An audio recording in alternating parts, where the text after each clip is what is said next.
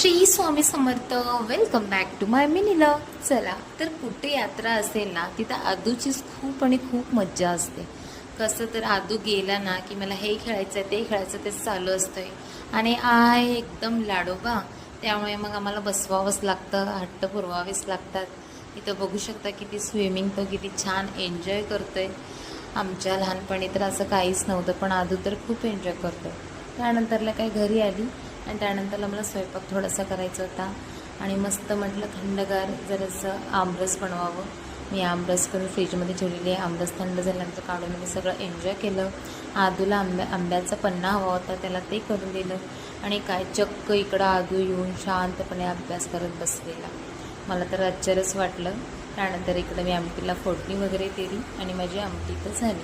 त्यानंतर संध्याकाळी स्वामींची दिवाबत्ती वगैरे करून घेतली आणि आजचा असा माझा दिवस गेला.